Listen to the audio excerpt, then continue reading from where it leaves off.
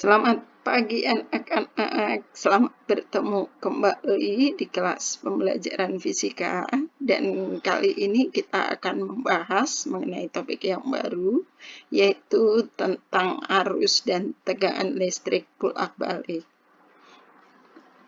Materi ini penting untuk kita pelajari seperti yang kita tahu bahwa untuk proses transmisi listrik itu bisa dilakukan dengan dua cara. Cara yang pertama adalah dengan kuat arus yang tinggi dan cara yang kedua adalah dengan cara tegangan tinggi. Ternyata secara ekonomis dan lebih efisien jika transmisi listrik itu menggunakan tegangan tinggi. Nah, selama proses transmisi dengan tegangan tinggi ini, kita memerlukan satu komponen yang sudah kita pelajari di bab sebelumnya yaitu transformator atau disebut dengan trafo. Dan seperti yang kita tahu, trafo ini hanya bisa bekerja pada listrik bolak-balik atau listrik AC. Makanya ini sangat penting untuk kita pelajari. Nah, sekarang apa saja yang diharapkan Anda kuasai setelah nanti kita belajar arus dan tegangan listrik bolak-balik? Indikator pembelajarannya yang harus kalian kuasai, yang pertama adalah mengidentifikasi sumber arus bolak-balik dan penerapannya. Yang kedua, memahami dan mengidentifikasi kuat arus dan tegangan AC serta pengukurannya. Dan yang ketiga, memahami dan menganalisis rangkaian resistif, induktif, dan kapasitif murni serta penerapannya. Yang keempat, mengidentifikasi dan menganalisis rangkaian seri RL dan C.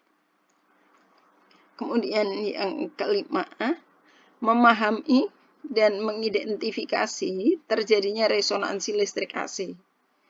Dan yang keenam, menunjukkan perilaku rasa ingin tahu, disiplin, teliti, bertanggung jawab, kritis, kreatif, dan komunikatif. Ini adalah indikator pembelajaran yang harus kalian capai setelah Anda mempelajari materi arus AC ini. Nah, sekarang kita akan masuk ke materi arus bolak-balik ya. Kalau misalkan kita menghubungkan osiloskop ke sumber tegangan di rumah kita, ya, maka akan muncul akan bisa ditampilkan grafik hubungan kuat arus dan tegangan seperti pada gambar ini. Dan secara matematis, kalau gambarnya seperti ini, maka bisa dikatakan ini grafik sinusoidal ya. Dan bisa dikatakan bahwa I itu merupakan fungsi sinus ya. Dan V itu juga merupakan fungsi sinus. Sehingga bisa dituliskan di sini persamaan I itu sama dengan I maksimum sin omega T ya. Kemudian V-nya sama dengan V maksimum sin omega T. Kalau digambarkan diagram fasornya untuk I dan V, itu akan nampak seperti gambar di bawah ini. Jadi lihat puncak gelombang ini adalah nilai maksimumnya. Nilai maksimumnya bisa di atas maupun di bawah ya.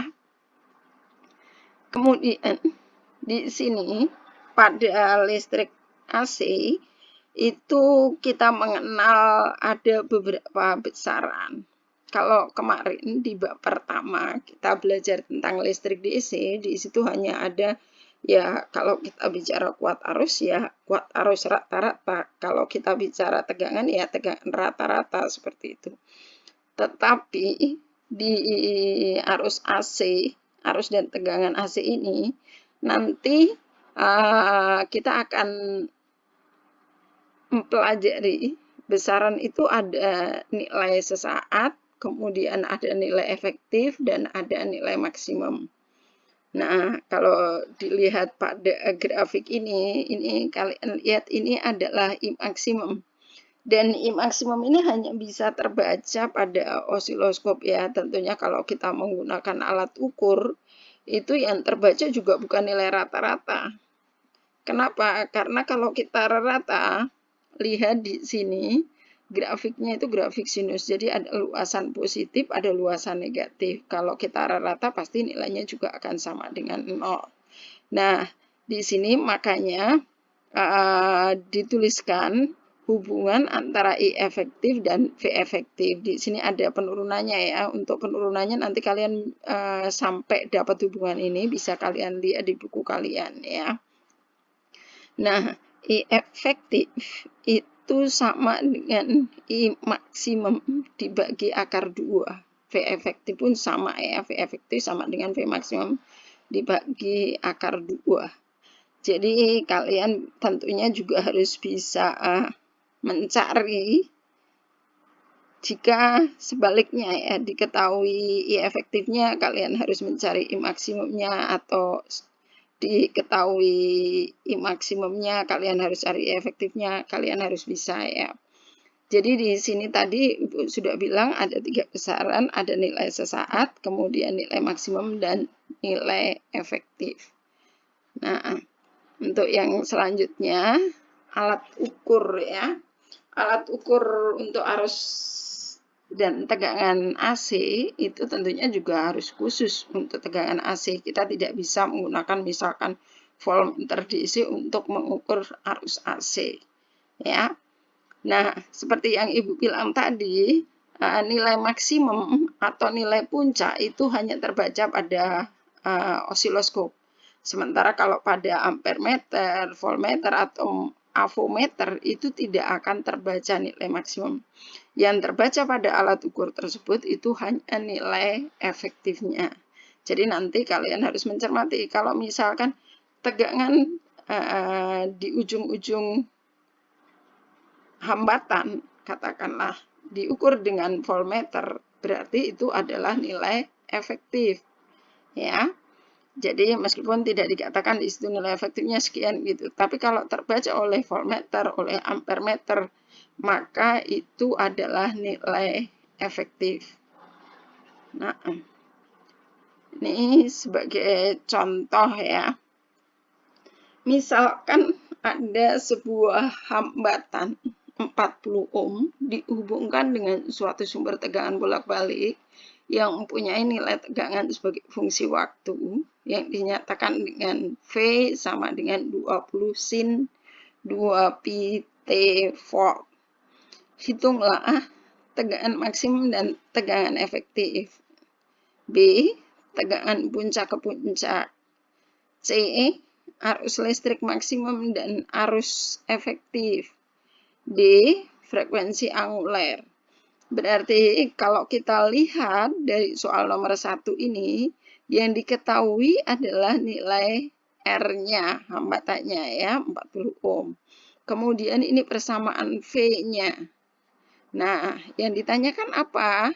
Di soal A yang ditanyakan adalah V maksimum dan V efektif. B-nya itu adalah tegangan puncak ke puncak. Maksudnya puncak ke puncak tadi kan ada puncak bawah ke puncak atas ya. Kemudian C, arus listrik maksimum dan arus efektif. Dan yang D itu frekuensi anguler. Frekuensi anguler itu disebut dengan omega tadi ya. Nah, sekarang kita akan bahas nih untuk pembahasannya.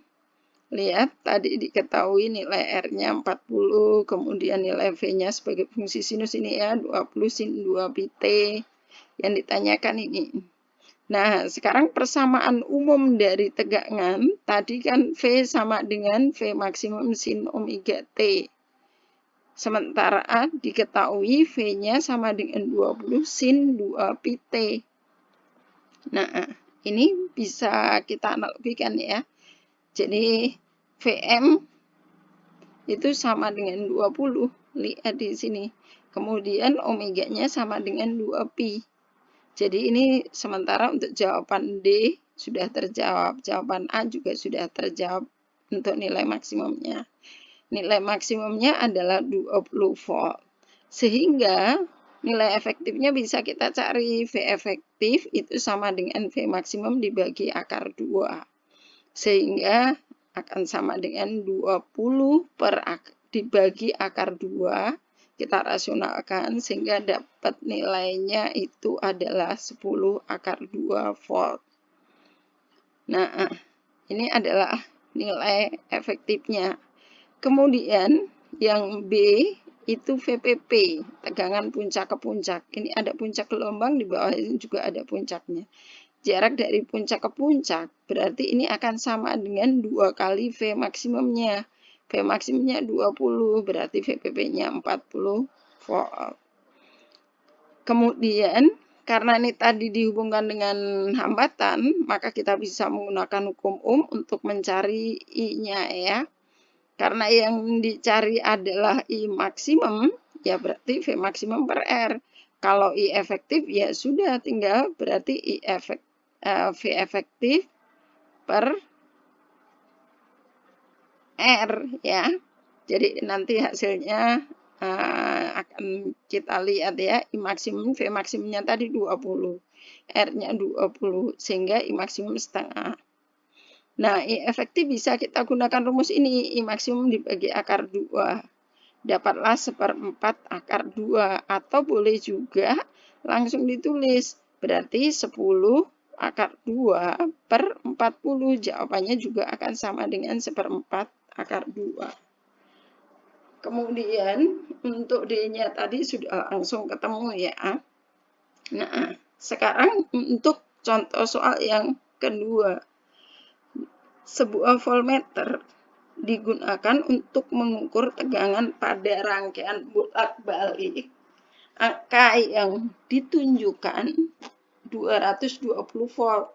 Tentukan nilai tegangan maksimumnya.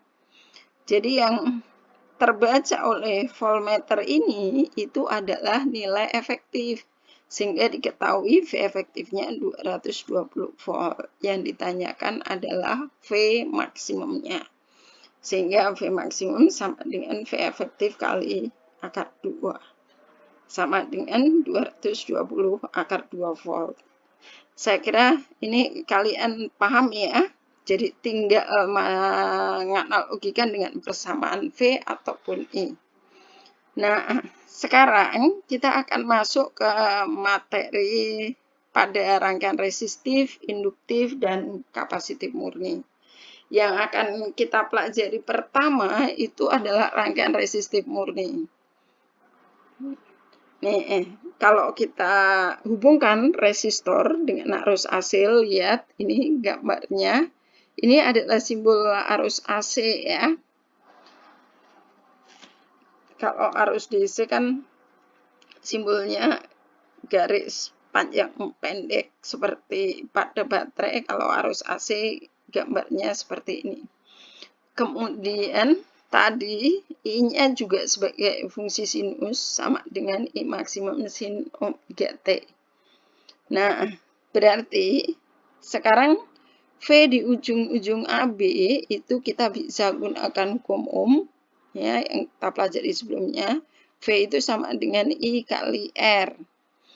I-nya berarti kita ganti dengan nilai I ini. I maksimum sin omega T. Nah, I maksimum kali R itu tadi sama dengan V maksimum, sehingga VAB boleh dituliskan menjadi V maksimum sin omega T, di mana V maksimumnya itu adalah I maksimum kali R. Dan I maksimum sama dengan V maksimum dibagi R. Berarti kalau nanti ditanya V efektif berarti sama dengan R kali I efektif. Seperti itu ya. Kalau nilai efektif ya berarti besarannya harus besaran efektif. Nah, untuk rangkaian resistor murni itu bisa kita lihat diagram fasornya ya. Ternyata diagram fasor I dan V itu sefase ya, digambarkan seperti ini. Jadi penting banget nanti di arus AC ini kalian paham diagram fasornya. Jadi pada resistor murni tegangan dan kuat arus itu sefase ya. Nah, berikutnya kita akan masuk pada grafik hubungan antara V dan I dengan omega T-nya. Ya, kalau kita lihat grafik tadi kan sefase ya. Berarti lihat pada waktu tertentu nilai V dan I-nya itu akan selalu sama ya. Nih, posisinya akan selalu sama. Nah, sekarang kita akan masuk ke rangkaian AC untuk induktor murni. Jadi masih sama, ini simbol untuk induktor ya. Seperti induktor itu kumparan ya. Nah, di sini dihubungkan dengan sumber tegangan AC. Tadi kuat arusnya adalah I maksimum sin omega T. Pada induktor murni, tegangan antara ujung-ujung induktor itu bisa kita tentukan dengan ini. VAB itu sama dengan L DI dt ya. Nah, ini kan kemarin kita pelajari di GGL induksi ya, bahwa GGL induksi itu bisa timbul karena perubahan flux dan perubahan kuat arus kalau pada induktor. Nah, sekarang I-nya kita masukkan ke sini ya. I-nya tadi adalah I maksimum sin omega T. Kemudian kita turunkan sehingga dapatlah nilai omega kali I maksimum turunan dari sin itu adalah cos omega T. Sehingga VAB itu akan sama dengan omega kali L kali I maksimum cos omega T. Nah, karena ini persamaannya persamaan kosinus ya, berarti kita akan ubah ke persamaan sinus. Nah, di matematika cos omega T itu akan sama dengan sin omega T plus 90 derajat. Ini pasti sudah kalian pelajari di trigonometri ya. Sehingga nilai VAB itu akan sama dengan omega kali L kali I maksimum sin omega T plus 90 derajat. Dari sini terlihat bahwa antara V dan I itu ternyata tidak sefase pada induktor. Jadi di sini V itu mendahului I sebesar 90 derajat. Jadi kalau digambarkan diagram fasornya seperti ini ya. V ini I. Ya. Ingat tadi kalau di resistor sefase ada di sumbu X semua. Kalau induktor V-nya mendahului. Jadi V-nya ada di sumbu Y positif, I-nya ada di X positif. Grafik hubungan kuat arus dan tegangan pada rangkaian induktif murni bisa digambarkan seperti ini. Kalau tadi di resistor kan selalu bersamaan ya. Nah, di sini terlihat bahwa I-nya itu tertinggal. I yang warna kuning, V warna biru. V-nya mendahului I ya. Jadi terlihat. Nah, di sini dari persamaan sebelumnya V sama dengan tadi ya. V sama dengan omega L kali I kali maksimum. Ini adalah nilai maksimumnya. Sehingga di sini boleh dituliskan menjadi V maksimum sin omega T plus 90. Di mana V maksimumnya ya ini. Omega L kali I maksimum. Dan I maksimumnya sama dengan V maksimum dibagi omega L. Nah, kalau lihat persamaan ini, sebenarnya ini kan I sama dengan V per R gitu ya, kalau di resistor. Tapi karena ini diinduktif, R-nya itu disebut dengan reaktansi induktif, ya, atau diberi simbol XL. Nah, di sini. Jadi, reaktansi induktif tadi kan dari persamaan Vm sama dengan omega L kali I maksimum, maka XL-nya itu sama dengan omega L ya, atau boleh dituliskan sama dengan 2πfL ya, di mana L-nya itu adalah induktansi dan F-nya itu adalah frekuensi. Jadi sudah paham ya anak-anak, kalau di resistor nilai hambatannya R, kalau di induktor nilai hambatannya adalah XL atau disebut dengan reaktansi induktif.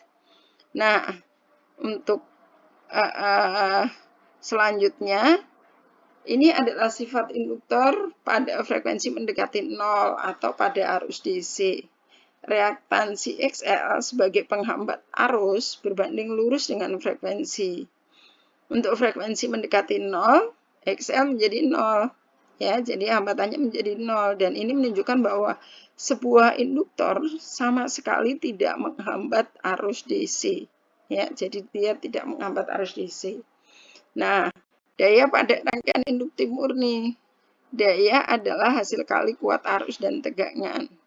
Daya sesaat juga positif, yang berarti bahwa generator mengirim energi ke induktor, tetapi tegangan adalah negatif, sementara arus adalah positif.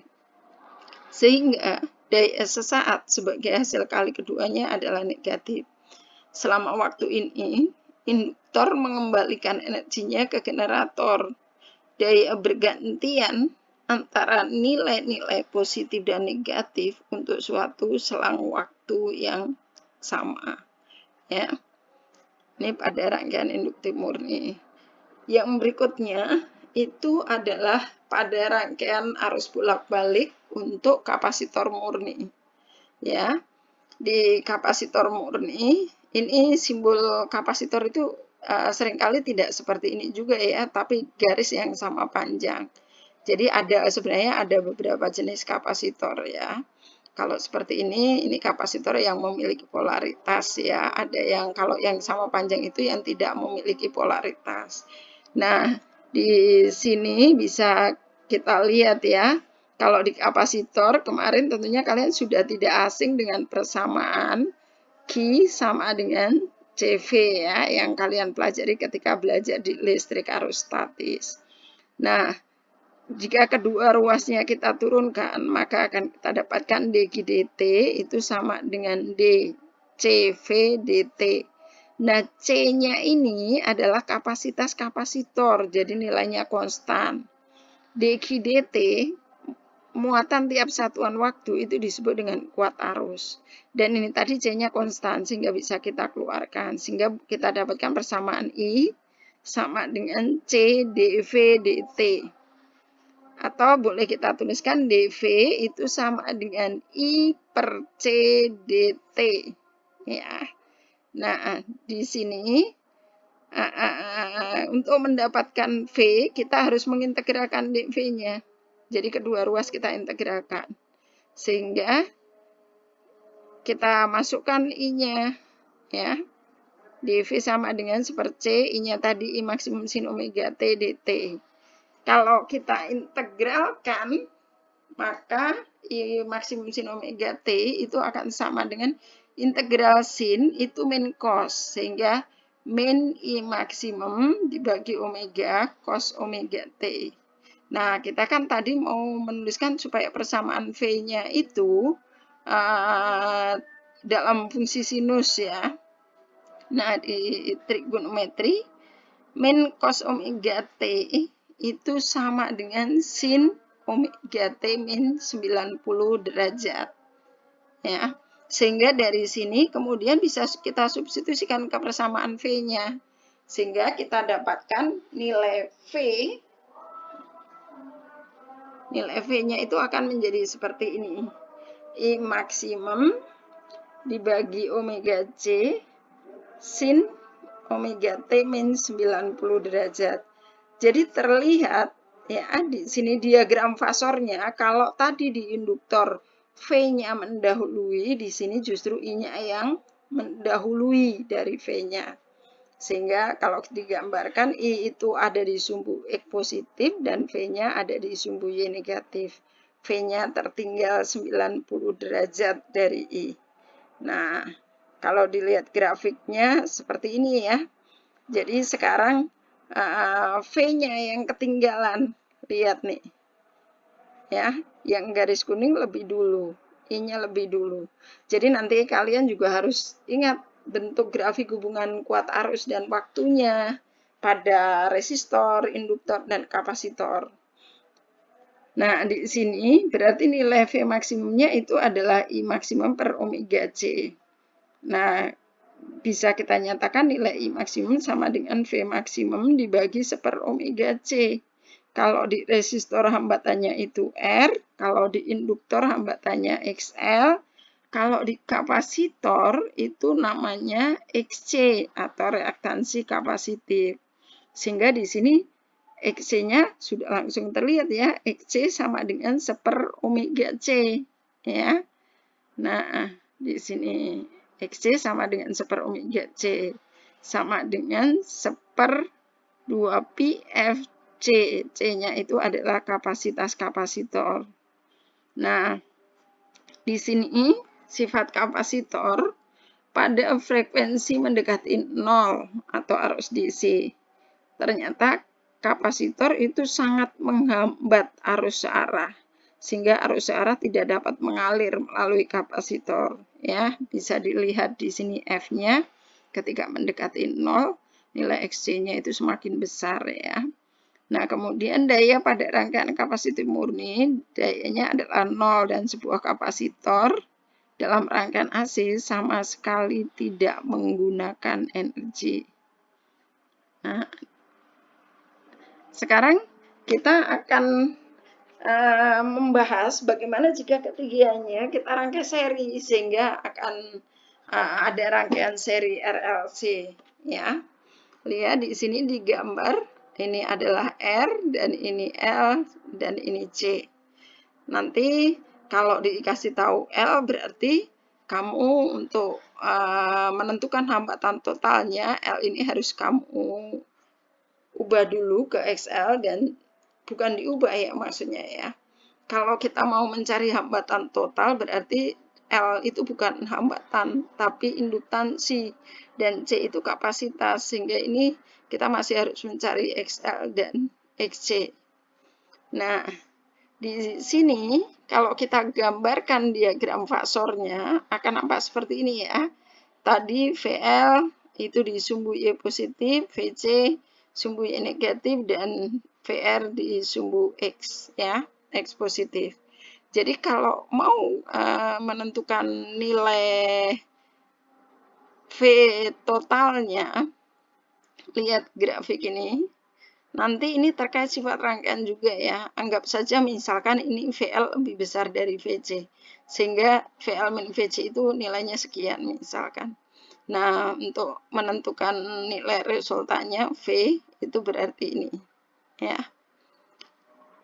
Nah, tadi sudah diingat ya, XL sama dengan omega L, XC sama dengan 1/omega C. Kemudian di sini sudut fasenya ini tadi ya, nilai tegangannya ya. Jadi dari sini besar tegangan VAB atau V totalnya itu bisa kita hitung dengan ini. Akar VR kuadrat ditambah VL min VC kuadrat. Lihat di grafik ini ya. Jadi V ini akan sama dengan VR kuadrat ditambah VL min VC kuadrat ya. V sama dengan akar dari VR kuadrat ditambah VL min VC ya. Kemudian sekarang kalau ditanyakan sudut fasenya ya, sudut fasenya atau arah fasornya. Nah, tangan C berarti kita lihat gambar kembali, ini adalah C-nya. Tangan itu adalah perbandingan sisi di depan sudut dengan sisi di samping sudut. Berarti tangan C-nya akan sama dengan VL min VC dibagi VR. Ya, di mana VR itu I kali R, VL itu I kali XL, dan VC itu adalah I kali XC. Nah, ini bisa juga dinyatakan kalau misalkan kita mau mencari hambatan totalnya ya.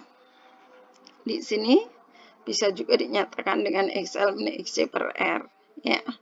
Kemudian, hambatan total dari rangkaian R, L, dan C itu disebut dengan impedansi ya. Impedansi itu sama dengan akar ya, ini kan kembali ke sini tadi, berarti Z-nya ini ya. Berarti Z itu sama dengan akar dari R kuadrat ditambah XL min XC dikuadratkan ya. Nih, kemudian dari sini dapatlah satu nilai pengganti yang disebut dengan Z atau impedansi, ya. Nah, ini untuk nilai V-nya ya. Tangan C-nya juga berarti sudah langsung terlihat ya. VL min VC dibagi VR. Nah, sekarang sifat rangkaian. Rangkaian itu bersifat induktif jika XL lebih besar dari XC. Ya. XL-nya kan ini di diagram fasor ini tidak menutup kemungkinan ini ya. VL-nya ini yang gede, berarti arah VL min VC-nya pasti ke atas. Tapi kalau VC yang lebih gede, berarti ini ke bawah. Nah, ini nanti akan ngaruh ke fasenya ya, sudut fasenya. Nah, kembali lagi ke sini, ini induktif jika XL lebih besar dari XC ya. Dan kapasitif itu saat XC lebih besar dari XL. Kemudian saat XC sama dengan XL, maka disebut dengan bersifat resistif. Dan ini terjadi resonansi. Nah, ini yang diaplikasikan dalam penala ya. Nih, jadi kalau digambarkan, ini XL min XC lebih dari 0. Ya, jadi XL-nya lebih besar, akan ada di atas. Tapi ketika XL-nya min XC kurang dari 0, atau XC-nya lebih besar, arahnya ke bawah, ya.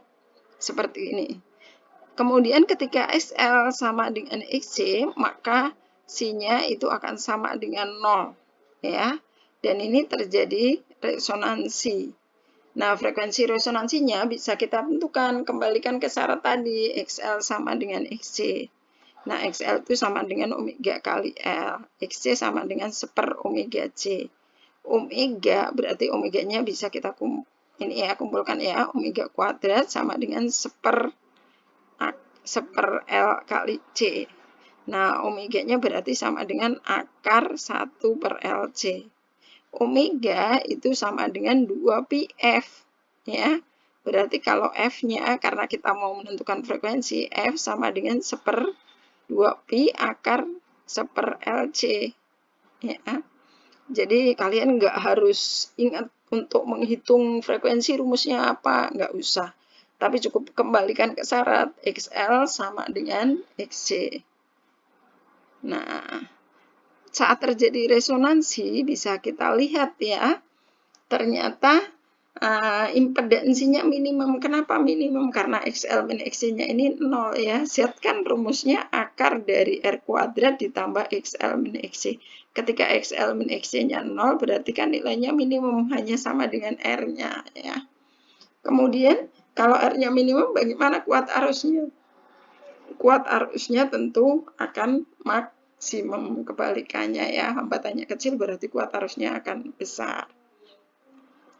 Nah, ini adalah aplikasi resonansi, yaitu pada osilator. Nah, osilator ini pembangkit getaran listrik ya, pada radio ya, kemudian juga pada rangkaian penala. Ini penala itu yang berfungsi untuk memilih frekuensi pada radio. Nah, sekarang ini misalkan contohnya ya. Perhatikan rangkaian RLC seperti pada gambar. Nilai hambatan resistor itu 600 ohm.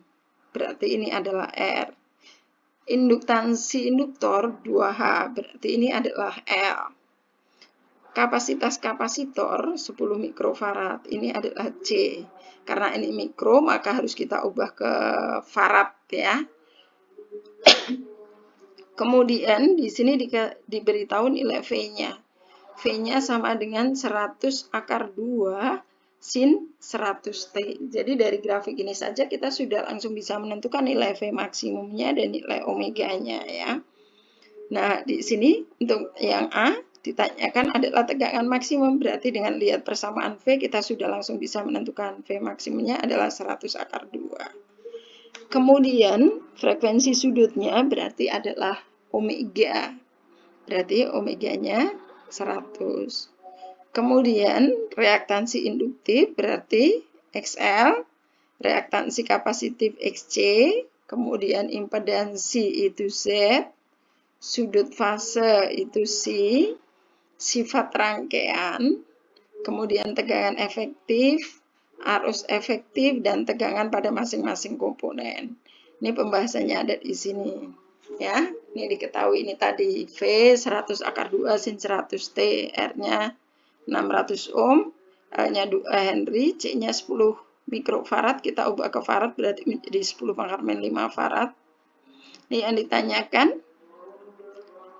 Ya, berarti kita langsung ke C, tadi yang A dan B saya kira sudah paham ya. C, XL, kita tentukan dengan rumus omega kali L. Omeganya dapat 100, L-nya 2, sehingga 200. Kemudian yang D, XC, seper omega C. Ya, berarti seper omeganya 110 pangkat 2, C-nya 10 pangkat min 5. Sehingga hasilnya adalah 1/10 pangkat min 3 atau sama dengan 1/1000 ya. 1 dibagi 10 pangkat min 3 jadinya 1000 ya. Kemudian yang E itu adalah Z-nya. Z tadi kan hambatan total, bisa kita hitung dengan akar dari R kuadrat. R kuadratnya tadi 600. Kemudian lihat XC dan XL. Kalau lihat ini saja, XC 200, XL 1000. Oh, terbalik. Kalau kita lihat XL-nya 200, XC-nya 1000. Jadi, kita sudah langsung tahu bahwa sifat rangkaiannya pasti kapasitif ya. Nah, sebenarnya ini nilainya negatif, kalau dikuadratkan kan akan jadi positif juga ya. Jadi, di sini XL min XC boleh ini aja ya. XC min XL 800 ya, 800 kuadrat. Sehingga kalau kita akar 600 kuadrat ditambah 800 kuadrat hasilnya adalah 1000 ya. Nah, di sini yang berikutnya tadi ditanyakan adalah sudut fase rangkaian, berarti tangan si ya. Tangan sinya kita boleh pakai XL ini ya, XL min XC ya tadi. XL min XC berarti min 800, kemudian R-nya 600, berarti min 4/3. Sehingga C-nya itu sama dengan min 53 derajat. Kemudian sifat rangkaiannya tadi sudah ketahuan ya, kapasitif. Nah, sekarang kita mau cari nilai V efektifnya. V maksimumnya sudah ada, V efektifnya bisa dicari. V maksimum dibagi akar 2 ya, sehingga 100 volt. I efektif berarti tinggal masukkan saja V efektif per Z-nya. Z-nya tadi dapat 1000, berarti 100/1000. Hasilnya adalah 0,1 ampere. Nah, sekarang kita akan menghitung tegangan di ujung-ujung komponen. Kita cari nilai tegangannya ya, berarti VR I efektif kali R. I efektifnya 0,1, R-nya 600, berarti 60 volt. VL-nya I efektif kali XL, berarti 0,1 kali 200, dapatlah 20 volt. VC I efektif kali XC, 0,1 kali 1000. Ini 100 volt. Ini adalah nilai masing-masing komponennya. Saya kira mudah kan anak-anak? Jadi nanti tinggal kalian perdalam lagi pada soal-soal terkait arus AC ini.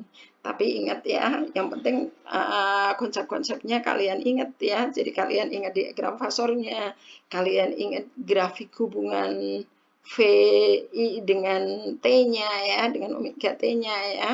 Jadi kita review kembali, kalau di resistor tadi V dan I itu sefase ya. Kemudian kalau di induktor V mendahului II 90 derajat. Kalau di kapasitor kebalikannya, I mendahului V 90 derajat. Jadi nanti silahkan dipelajari kembali dari video ini. Nanti Ibu akan memberikan latihan soal supaya kamu lebih paham lagi. Saya kira itu saja. Jika ada materi yang belum jelas, silahkan ditanyakan di grup ya. Tetap semangat ya anak-anak. Sampai ketemu di pembelajaran berikutnya.